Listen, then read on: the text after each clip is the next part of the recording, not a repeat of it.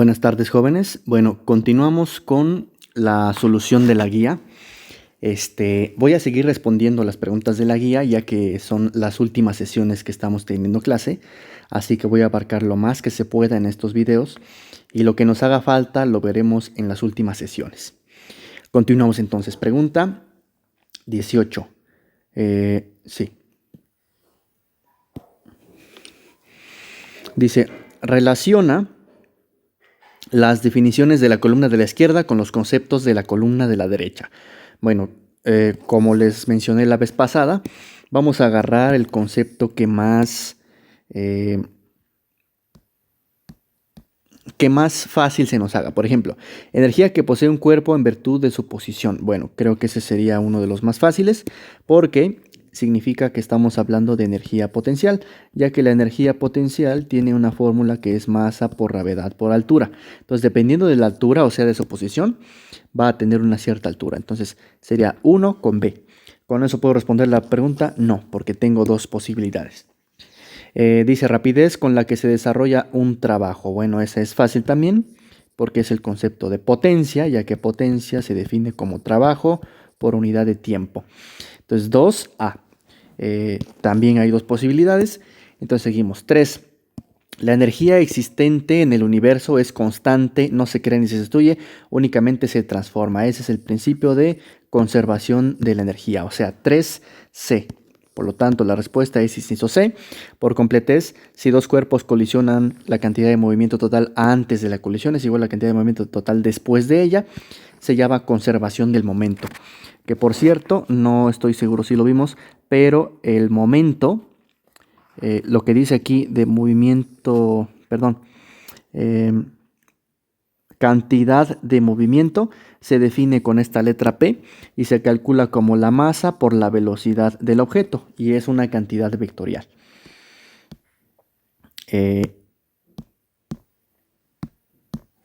Entonces, lo que me dice este punto 4, dice que si tú tienes varios objetos, por ejemplo, bolas de billar o cualquier tipo de objetos que estén a punto de chocar, a cada uno le puedes calcular su momento, P1, P2, P3, y la suma de estos tres me debe dar el mismo vector antes y después de la colisión. Por ejemplo, después de la colisión, lo voy a poner en rojo. A lo mejor después de la colisión, esta bola va para acá, esta bola va para acá, perdón. Esta bola regresó y esta regresó, por ejemplo. Entonces, después de la colisión, cada una tendrá un momento diferente. Sin embargo, la suma de estos tres, aunque son diferentes, sigue siendo la misma.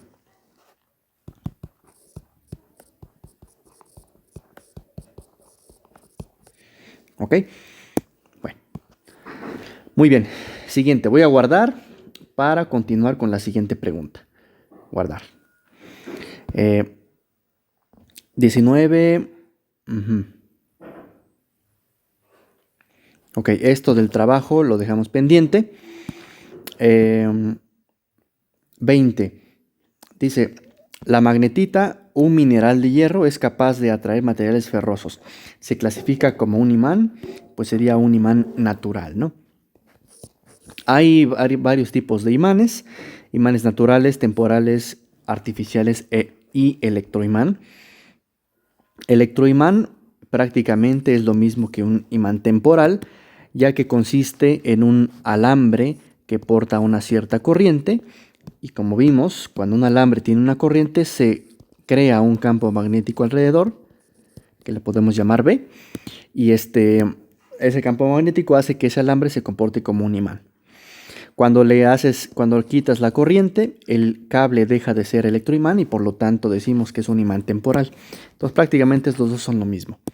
Un imán artificial, pues son todos los imanes que compras o que contienen tus bocinas, por ejemplo, no sé si has visto.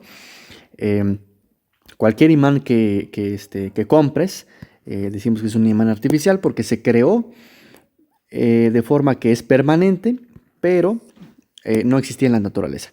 Y natural es un imán también permanente, pero que se encuentra en la naturaleza, como por ejemplo, en la tierra, ¿no? Por ejemplo, como los minerales. Bueno, siguiente.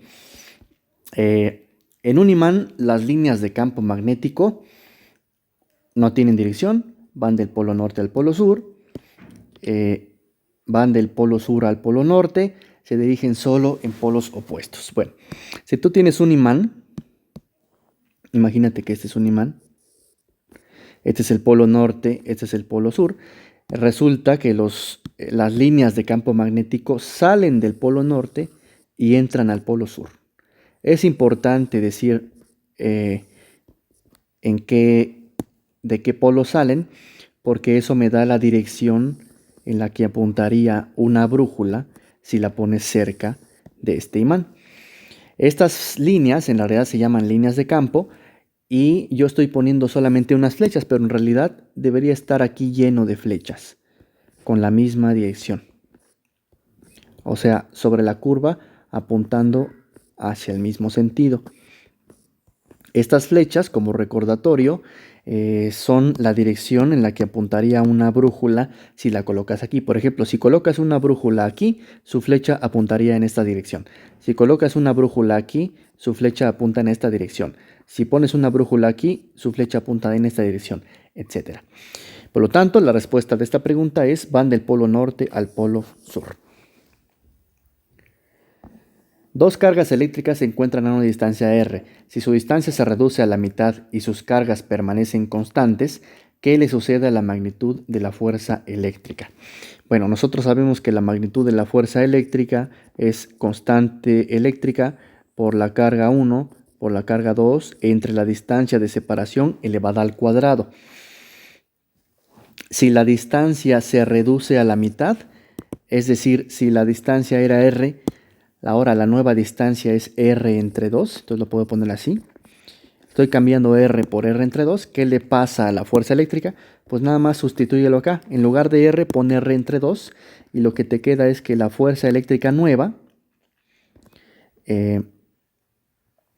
quedaría constante de Coulomb, carga 1, carga 2, entre r entre 2 al cuadrado. Si simplificas esta fracción, esto te queda r cuadrada entre 4. Si haces el sándwich, ese 4 pasa multiplicando al numerador. Entonces te queda que la fuerza eléctrica nueva es 4 por KE por Q1 por Q2 entre R cuadrada. Es decir, 4 por la fuerza cuando están separadas a una distancia R. En otras palabras, ¿qué sucede de la magnitud de la fuerza? Si la distancia se redujo a la mitad, la fuerza aumenta 4 veces. Aquí está el 4. Algo que quisiera repasar de esta fuerza es que entre más cerca estén las cargas, o sea, entre R sea más pequeña, esta división va a ser un número más grande, es decir, la fuerza será un número más grande. Por lo tanto, si la fuerza disminuyó, si la distancia disminuyó, la fuerza tendría que aumentar. ¿Ok? La diferencia es que si la distancia disminuye a la mitad, la fuerza no aumenta al doble, aumenta al cuádruple. ¿Por qué? Por este cuadrado que aparece acá. 23, una carga de menos 3 microcoulombs está situada a 0.1 metros de otra carga de 3 microcoulombs. Determina la fuerza entre las dos cargas si K vale tanto. Ok. Bueno, resulta que, nuevamente, aquí estaría ocupando la fórmula que puse hace rato, de carga eléctrica, carga 1, carga 2, entre distancia elevada al cuadrado. En este caso, la constante de Coulomb me la están dando, entonces pongo 9 por 10 a la 9. La carga 1 vale menos 3 microcoulombs, menos 3 microcoulombs, y me acuerdo que micro significa por 10 a la menos 6. Micro significa por 10 a la menos 6. Luego, la otra carga es 3 microcoulombs, o sea, más 3 por 10 a la menos 6. Y tengo que dividir entre 0.1 metro, 0.1 al cuadrado. Bueno, entonces, ¿cómo hago estas divisiones? Primero, tengo que entender que cuando tienes estas cantidades numéricas, le vamos a llamar notación científica. Entonces, como lo vamos a resolver es pasando todo a notación científica, o sea, debes tener un número por 10 elevado a la algo, donde este número debe estar entre 0 y 1. Perdón, entre 0 y 9. ¿Ok? Entonces, lo único que me falta pasar a notación científica es lo que tengo aquí abajo, y lo voy a poner aquí. 0.1 al cuadrado es lo mismo que un décimo al cuadrado, o sea, 1 entre 100, o sea, un centésimo, ¿no? 0.01. Esto, como lo puedo escribir, es 1 por 10 a la menos 2, ya que significa que el punto lo debo recorrer 2 posiciones hacia la izquierda. Entonces, sustituyendo esos datos, encontraría que la fuerza eléctrica la voy a calcular de la siguiente forma. Simplemente enfócate en los puros números. 9, menos 3, 3 y 1. Entonces, quedaría de esta forma. 9 por menos 3 por 3 entre 1. Y aquí pones todas las potencias. La primera es por 10 a la 9, por 10 a la menos 6, por 10 a la menos 6 y abajo por 10 a la menos 2. Entonces pondría así por 10 a la menos 6, 10 a la menos 6, 10 a la 9 y 10 a la menos 2. Entonces, ¿cuánto te da esto? Me da 9, de hecho 3 por 3 es 9. Por este 9, pues es 9 por 9, 81. Entonces sería menos 81. Y esto lo vas a operar siguiendo las leyes de los exponentes. Los exponentes se van a sumar si se están multiplicando y se van a restar si estás dividiendo. Entonces, al final de cuentas, esto me quedaría 81 por 10 a la ¿cuánto? Quedaría menos 6, menos 12, más 9, 9 menos 12, menos 3. Menos 3, menos 2, menos 1. ¿Ok? Menos 3 menos 2 es lo mismo que más 2. 2 menos 3 es menos 1. ¿Esto qué quiere decir? Que el punto decimal que se encuentra aquí lo vas a recorrer una posición. O sea que el resultado es menos 8.1 newtons. Entonces la respuesta sería inciso A.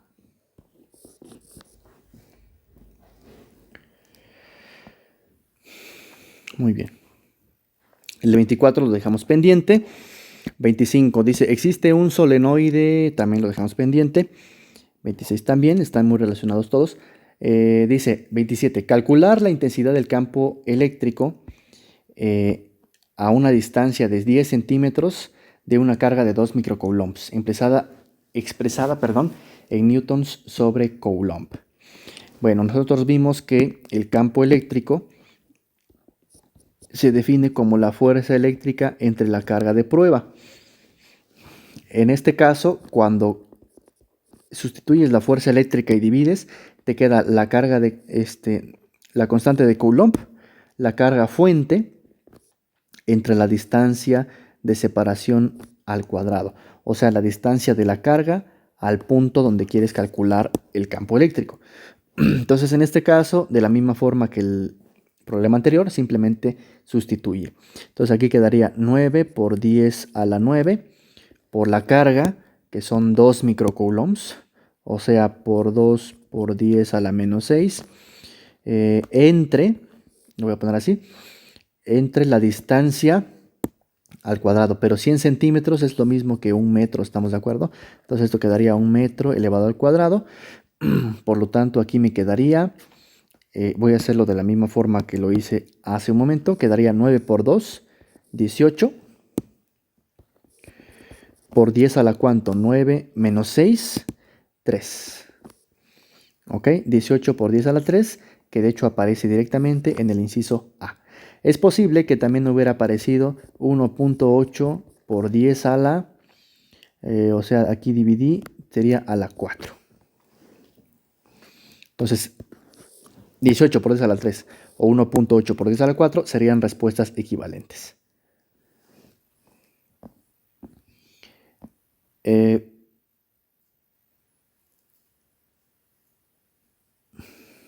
Muy bien, vamos a intentar el 28.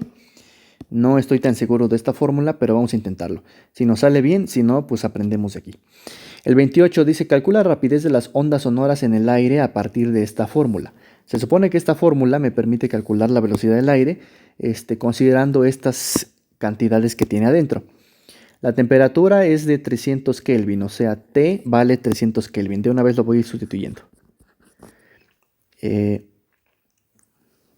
La masa molar es 30 por 10 a la 3 kilogramos sobre mol. O sea, eso sería esta M de aquí abajo, según entiendo. Y la razón de capacidades caloríficas es de gamma igual a 2. O sea, tendría este valor aquí. Y dice, considera que R es 8 joules sobre mol Kelvin. O sea, me están dando el valor de todas las constantes. Entonces, pues simplemente sustituye. Entonces quedaría gamma, que es 2. Fíjate las unidades nada más. Lo voy a poner así. Sería 2. 2 no tiene unidades, entonces nada más dejas el 2. Por R, que es 8 joule sobre mol Kelvin. Por temperatura, que es 300 Kelvin. Entre la masa molar, que es 30 por 10 a la 3 kilogramo sobre mol. ¿Ok? Entonces, haciendo estas operaciones, esto se reduce a lo siguiente. Primero, fíjate de las unidades. Tienes Kelvin abajo y Kelvin arriba. Ay, perdón. Kelvin abajo y Kelvin arriba se cancela. Tienes mol en el denominador de arriba y mol en el denominador de abajo, se cancelan. Y entonces aquí tendrías joule sobre kilogramo, que en efecto son unidades de metro cuadrado sobre segundo cuadrado, ¿no?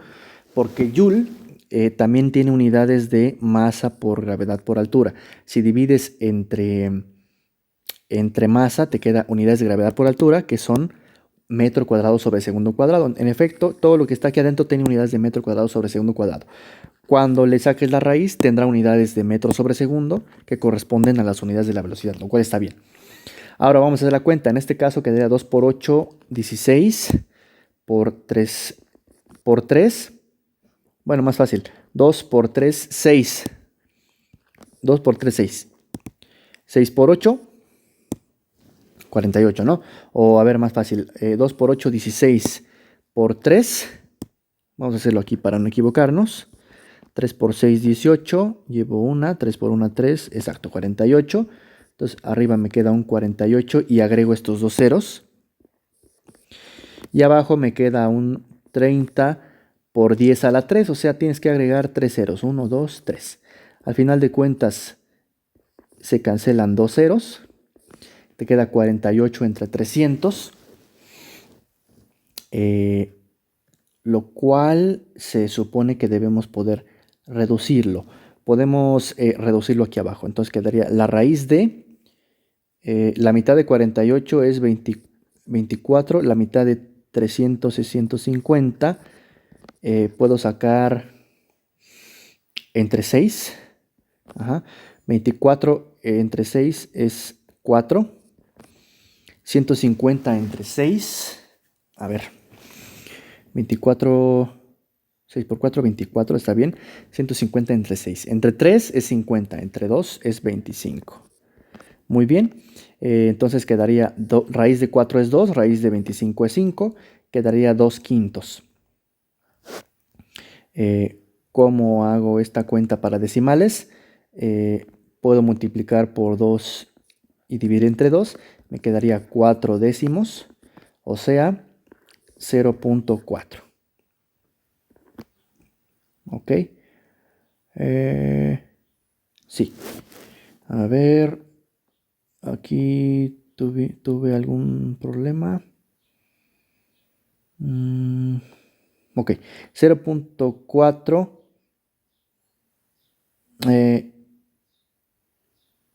Metros por segundo se supone, ¿no? Bueno, esta la vamos a dejar pendiente porque no nos está dando exactamente un resultado de las opciones. Entonces aquí nada más lo dejo como una respuesta pendiente y lo reviso. También ustedes por favor revisen si esta cuenta tiene algún error y me lo comunican.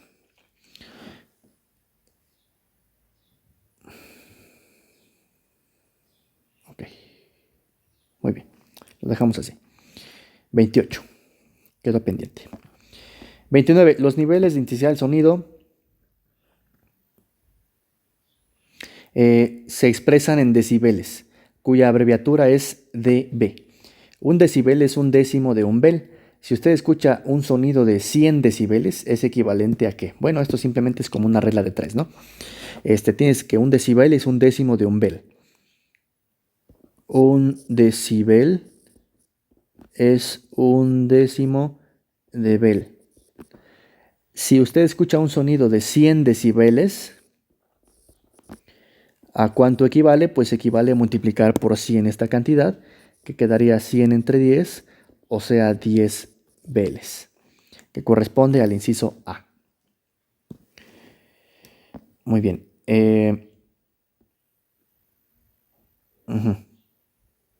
Bueno, y a ver, pues ya casi terminamos, ¿no? Voy a platicarles simplemente cómo se hace la pregunta 30. Perdón.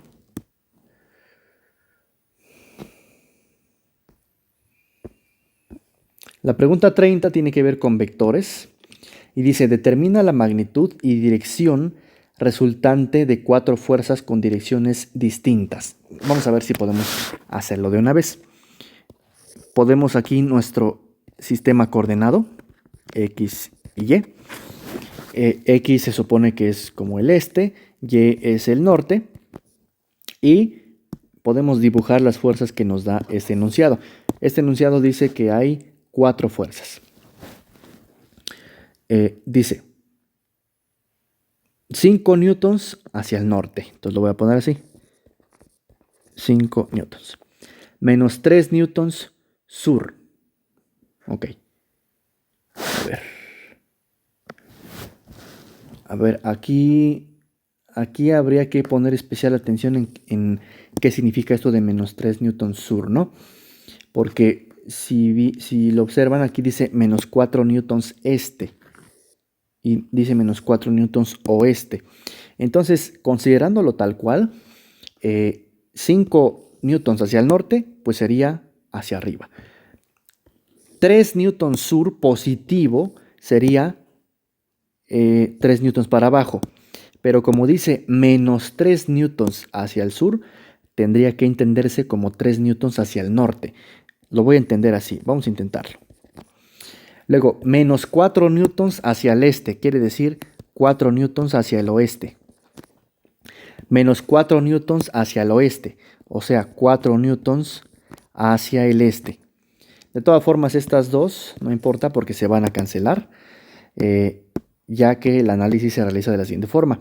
Cuando tienes fuerzas, lo que tienes que hacer es separar las partes o las componentes de las fuerzas horizontales y las componentes verticales de las fuerzas.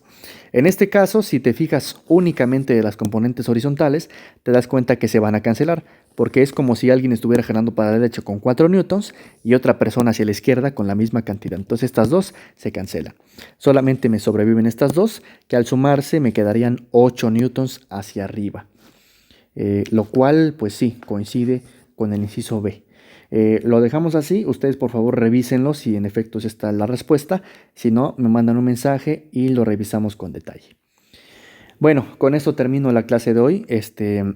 Ya nos faltan pocas sesiones, así que por favor les pido que vayan poniéndose al corriente, vayan resolviendo la guía, vayan viendo estos videos y vayan diciéndome sobre todo sus dudas para que todo quede completamente claro.